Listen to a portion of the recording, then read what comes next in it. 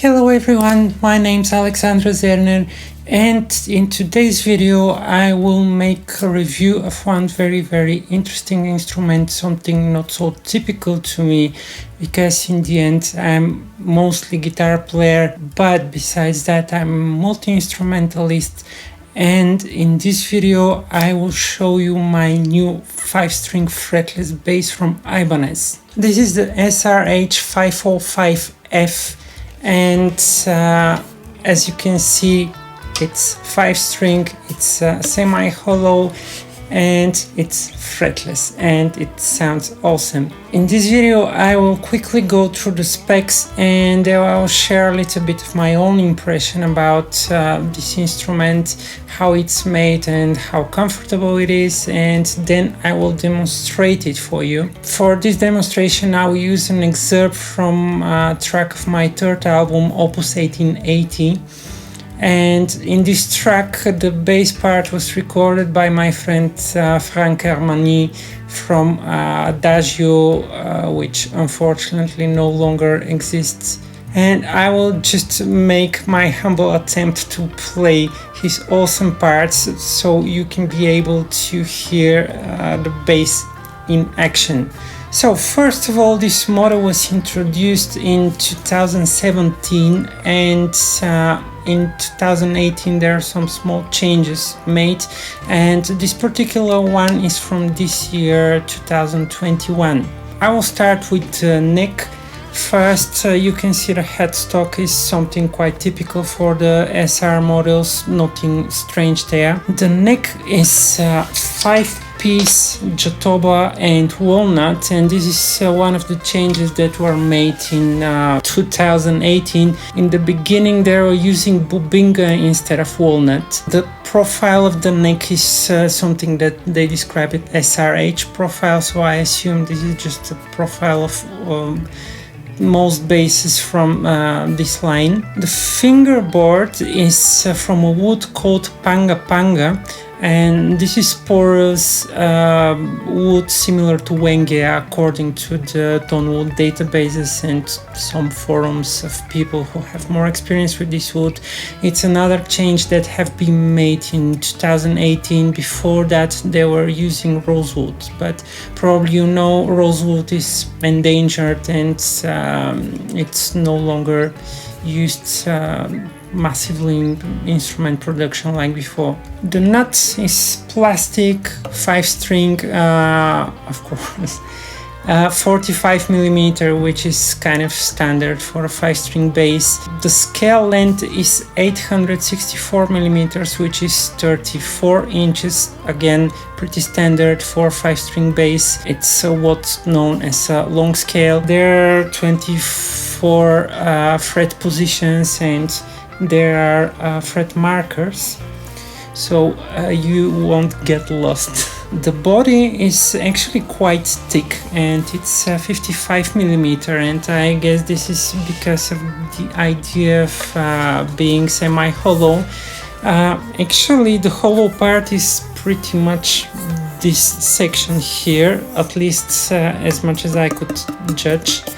It creates not so strong acoustic sound, but it's very interesting, and this is something that you can use in your advantage. The top is spruce, and the back and the sides are from another exotic wood which is called okoume, and it's a change that appeared in the 2021 model, and before that they used mahogany, so this is kind of lighter alternative. The neck joint of course is bolt-on, as you can see, it's pretty standard, and there is this contour joint which is very good idea because it grants easy access to higher positions. The color is something that Ibanez called natural brown burst flat. I'm not sure what exactly this is supposed to mean, but you can see how cool it looks. It has kind of a vintage feel to it. The hardware is black matte hardware. The tuners are Ibanez GB7 die-cast tuners. The bridge is something that they call Acco cast bridge, and it's actually piezo bridge, and the piezo pickups are something called Aero Silk, and the string spacing is 16.5 millimeters. The controls are standard volume, standard tone, and what I find extremely cool is that on the back there are these string pots which are individual controls for each of the piezo pickups, so each string you can control separately, which is extremely useful, I think. The strings that the bass came up with are the Darius set flat wounds. It's pretty much standard set 45 to 132, and I think it sounds and feels great with these strings. So my first impression is, besides that the bass looks very nice, it's that it's extremely well made. I couldn't find anything that could possibly bother me. The thing that I probably like the most in terms of playability is this chamfering here, and this is something extremely comfortable to play, and I think that this is very important because I really want to have such things on all of my instruments because they prevent damage here, and I managed to cause such thing in the past, and I'm very careful about that. The neck is very thin and comfortable. I could compare it to my Ibanez electric guitars, and it feels just as comfortable. And it's very easy to play. The action is low. I'm not so much of a bass player. I really wanted to have a fretless bass for a very long time, and finally I made the decision that this bass will cover all of my needs, because even though it's a piezo pickup, it sounds completely like a regular electric fretless bass.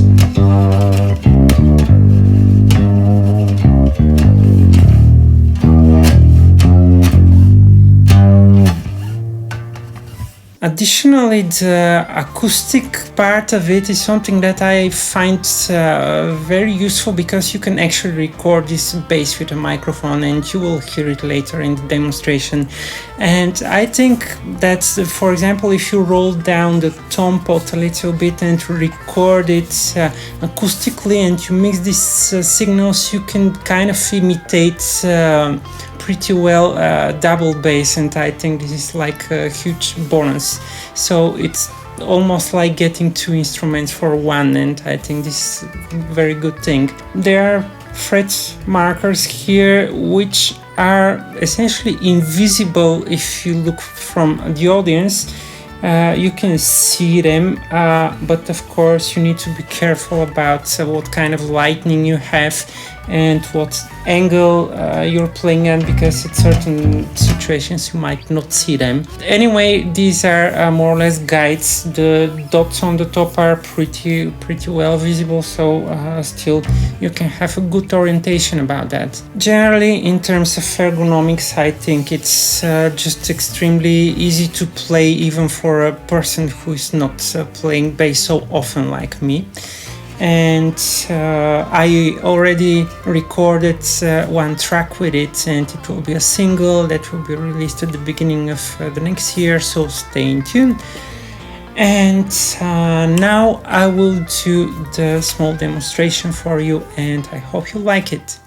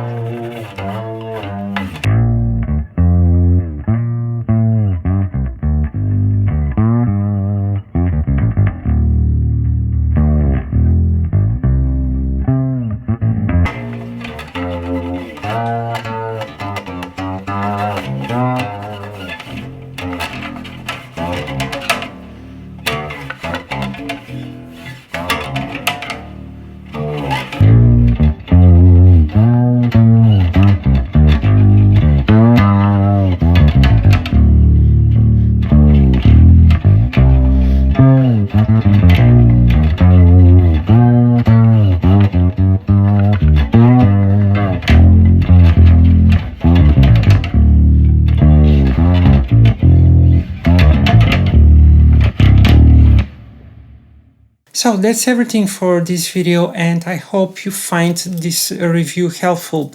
Please let me know in the comments below if you like this type of reviews or any suggestions that you might have to improve the quality of my representation. And if you like what I do, consider supporting me on Patreon on the links down in the description, where you can get all kinds of interesting materials, and the membership starts as low as $3 per month. And you can also support the channel by using the YouTube membership by clicking the button down there. And if you prefer to support me by a single donation, you can do so by using the PayPal me link below. If you're a first-time viewer, please subscribe to my channel and click that bell notification button down there to get informed when I upload new video. See you next time, stay safe and prog on.